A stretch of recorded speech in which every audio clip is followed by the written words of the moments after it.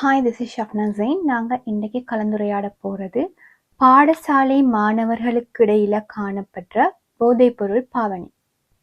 நாங்கள் இந்த வீடியோவில் இந்த பாடசாலை மாணவர்கள் போதைப்பொருள் பாவனைக்கு உட்படுவதற்கான காரணங்கள் என்னென்னு பார்க்க போகிறோம். அதே நேரம் இதனால் மாணவர்களுக்கு என்னென்ன பாதிப்பு ஏற்பட போகுது என்றதை பற்றி டிஸ்கஸ் பண்ண போகிறோம். அடுத்ததாக ஆசிரியர்கள் அல்லது பெற்றோர்கள் இதுக்கு என்ன செய்யலாம் என்றதை பற்றி நாங்கள் கலந்துரையாடுவோம். மாணவர்கள் போதைப் பொருளுக்கு உள்ளாவதற்கான முதலாவது பிரதான காரணியாக தனது வயதுக்குட்பட்ட நண்பர்கள் அதை பாவிப்பது. ஸோ ஒரு கேங் இருக்காங்கன்னு வச்சுக்கொள்வோம். அதில் 2 பேர் இதை யூஸ் பண்ணுறாங்க, மற்ற எல்லாரும் யூஸ் பண்ணாட்டி அவங்க 2 பேரும் சேர்ந்து யூஸ் பண்ணாத பிள்ளைகளை தாழ்வாகவும் சில லேபிள் பண்ணியும் அழைக்கிறது, அந்த மாதிரி சிச்சுவேஷன்கள் இருக்கும். ஸோ கேங்குக்கு செட் ஆகிறதுக்கு தான் முதலாவதே இவங்க இந்த போதைப் பொருளை ட்ரை பண்ண முயற்சி செய்கிறது. ஏன்னா தாண்ட பியர் குரூப்புக்கு செட் ஆகணும், தானும் அந்த கேங்கோட இணைஞ்சு செயற்படணும்.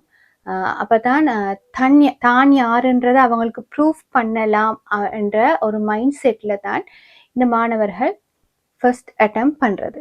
2வது பிரதான காரணமாக நாங்கள் சொல்கிறது அவங்களோட ஃபேமிலியில் இருக்கிற பிரச்சனைகள். அதாவது பேரண்ட்ஸ் செப்பரேட் ஆக்கி இருக்கிறது, பேரண்ட்ஸுக்குள்ளே இந்த நேரம் சண்டை, அவங்கள கவனிக்கிறதுக்கு அங்கே யாரும் இல்லை. அந்த மாதிரி சிச்சுவேஷனில் பிள்ளை அந்த நிலையிலேருந்து தன்னை எஸ்கேப் பண்ணிக்கொள்ள இது ஒரு வழியாக, ஒரு உத்தியாக பயன்படுத்தும். அப்படியான மாணவர்கள் இந்த பழக்கத்துக்கு உள்ளாவதற்கான வாய்ப்புகள் அதிகமாக காணப்படுது. அடுத்த ரீசன் தான் இந்த சோஷியல் மீடியாவோட தாக்கம். எப்பயுமே சோஷியல் மீடியாவில் பேக்ரவுண்டில் யூஸ் பண்ணக்கூடா அப்படின்னு போட்டாலும் கூட அங்கே கெத்தை காட்டுறதுக்காக ஆக்டர்களும் சரி அங்கே தன்னை ஷோ ஆஃப் பண்ணி கொள்றதுக்கு இந்த போதைப்பொருள் பயன்பாடை அவங்க சிம்பிளாக செய்வாங்க. ஸோ இதை பார்க்குற மாணவர்கள் தன்னை ஒரு நல்ல ஒரு கெத்தான ஒரு ஆளாக வெளிக்காட்டி கொள்றதுக்காகவும் இந்த வேலையில் ஈடுபடுவதற்கான சந்தர்ப்பங்கள் காணப்படுது. ஸோ இந்த போதைப்பொருள் பாவிக்கிற மாணவர்களை நாங்கள் பாடசாலைக்குள்ளே எப்படி ஐடென்டிஃபை பண்ணலாம்னு சொன்னால், அவங்களோட நடத்தையில் திடீர் மாற்றங்கள் எங்களுக்கு கண்டுகொள்ளக்கூடியதாக இருக்கும். அடுத்தது படிப்பில் அவங்களுக்கு இன்ட்ரெஸ்ட் இல்லாமல் போகக்கூடிய வாய்ப்புகள் இருக்கு. அதே நேரம் அவங்க புதிய நண்பர்கள் வட்டங்களை பெருசாக்கி கொண்டே போகிற சிச்சுவேஷன் காணப்படும். அதே நேரம் அதிகமான பணப்புழக்கம் அவங்கள்ட்ட இருக்கும். பாடசாலைக்கு நேரம் சல்லி எடுத்துகிட்டு வருவாங்க. ஸோ இது நாங்கள் பார்க்குற நேரம் எங்களுக்கு அது டிஃப்ரெண்ட்டாக தென்படக்கூடிய நிலை தான் காணப்படும். அதே மாதிரி அவங்க தனியாகிறது, அதிகமாக கோவப்படுறது, இதெல்லாமே நார்மலான பிள்ளையிட நாங்கள் மாணவர்கள் எங்களுக்கு தெரியும். தொடர்ச்சியாக நாங்கள் அவங்கள கவனிச்சுட்டு வரோம். இப்படியான டிஃபரன்ஸ் மாணவர்கள்ட்ட தென்படுற நேரம் அதை கொஞ்சம் நாங்கள் சீரியஸாக அந்த மாணவர்களை தனி எடுத்து பேச வேண்டிய சிச்சுவேஷன் இருக்கி, சம்திங் இஸ் ராங்ன்றதை நாங்கள் புரிஞ்சுக்கணும். இதை எப்படி நாங்கள் மாணவர்கள்ட்ட தடுத்து கொள்வது அப்படின்னு பார்க்க போனால், முதலாவது பேரண்ட்ஸ் தான் இதில் மெயின் பார்ட்டை செய்யணும். பிள்ளைகளோட ஓப்பன் அப் பண்ணி கதைக்கக்கூடிய ஒரு நிலை அவங்கள்ட்ட காணப்படும். பேரண்ட்ஸுக்கும் பிள்ளைக்குமான உறவு சரிவர இருந்தால் பிள்ளை தானியே இதை பயன்படுத்தின தனக்கு இதால் என்ன மாதிரியான பாடி சேஞ்சஸ், எமோஷனல் சேஞ்சஸ் வருது என்றதை பிள்ளை வாய்விட்டு சொல்லும். ஸோ அதுக்கு என்ன நடவடிக்கை எடுக்கலாம்ன்றதை பற்றி பேரண்ட்ஸுக்கு ரிலாக்ஸாக யோசிக்க முடியுமாக இருக்கும். அடுத்தது அவங்களோட பிள்ளைகள் யாரோட ஃப்ரெண்ட்ஸாக இருக்கிறாங்க, அவங்க எங்கே போகிறாங்க, என்ன செய்கிறாங்க, எப்படி டைம் ஸ்பெண்ட் பண்ணுறாங்கன்ற விஷயத்த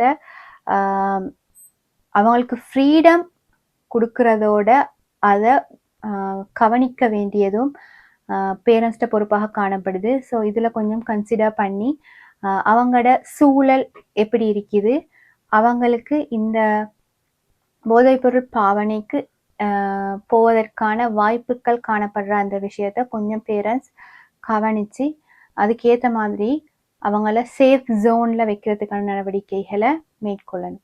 பாடசாலையில் இப்படி மாணவர்களை நாங்கள் ஐடென்டிஃபை பண்ணுற நேரம் டீச்சர்ஸ் கவனத்தில் கொள்ள வேண்டியது, அந்த பிள்ளைகளை அடித்தோ ஏசியோ சிவியர் பனிஷ்மெண்ட் கொடுத்தோ அந்த பிள்ளைகளை எங்களுக்கு மாற்ற முடியாது. ஸோ அவங்களுக்கு தேவையான கவுன்சிலிங் மற்றும் அவேர்னஸ் ப்ரோக்ராம்ஸ் அல்லது கைடன்ஸை ப்ரொஃபஷனல்ஸ் கிட்ட அனுப்பி சரியான முறையில் எடுத்து கொடுக்க வேண்டியது டீச்சர்ஸ்ட கடமையாக இங்கே காணப்படுது. ஸோ இதில் இதை இன்டெப்த்தாக நான் பேசலை. நார்மலி நாங்கள் ஒரு பாடசாலையில் இந்த மாதிரி பிள்ளைகளை ஐடென்டிஃபை பண்ணினா அதை எப்படி ப்ரொஃபஷனல்ஸ் கிட்ட அனுப்பி அதை சரியான முறையில் டீல் பண்ணணும், அவங்கள எப்படி நாங்கள் பாடசாலையில் இனம் காணணும்ன்றதை பற்றி தான் நான் பேசினேன். இதை பேச போனால் இது ஒரு சிவியரான ஒரு இஷ்யூ. சில நேரத்தில் எங்களுக்கு இதை வந்து டீட்டெயிலாக பேச போனால் 3 hours 4 hours செஷனாக இது மாறும். ஸோ இது நார்மலி எங்களோட பாடசாலையில் இப்படிப்பட்ட பிள்ளைகளை நீங்கள் இனம் கண்டா அவங்களோட பேரண்ட்ஸுக்கு இதை பற்றி தகவலை கொடுத்து அதை எப்படி டீல் பண்ணணும்ன்ற விஷயத்தையும் அவங்களுக்கு கைட் பண்ணி, அப்படி இல்லாட்டி அந்த பேரண்ட்ஸையும் அந்த பிள்ளையும் சேர்த்து ஒரு ப்ரொஃபஷனல் கிட்ட நீங்கள் ரெஃபர் பண்ணினீங்கன்னு சொன்னால் அவங்க அதை சரியான முறையில் டீல் பண்ணுவாங்க. இதே நாங்கள் எங்களோட இஷ்டத்துக்கு எங்களுக்கு நினைச்ச மாதிரி நாங்கள் நிப்பாட்ட போனால் அது இன்னும் சிவியரான கண்டிஷனுக்கு தான் போகுமே தவிர பிள்ளை அதிலிருந்து வெளியே வராது என்ற விஷயத்த கொஞ்சம் கவனத்தில் கொண்டு செயற்படுவோம். உங்களுக்கு ஏதாவது டவுட் இருந்தால் அல்லது இந்த விஷயத்தில் எங்களுக்கு ஒரு கிளாரிஃபிகேஷன் தேவை அப்படி தேவைகள் இருந்தால் கமெண்ட் பண்ணுங்க. அதை பொறுத்து என் அடுத்த வீடியோவில் ஒரு தெளிவுபடுத்தல் செய்கிறேன். இந்த வீடியோ பிரயோசனமாக இருந்திருக்கும் நம்புகிறேன். Thank you so much.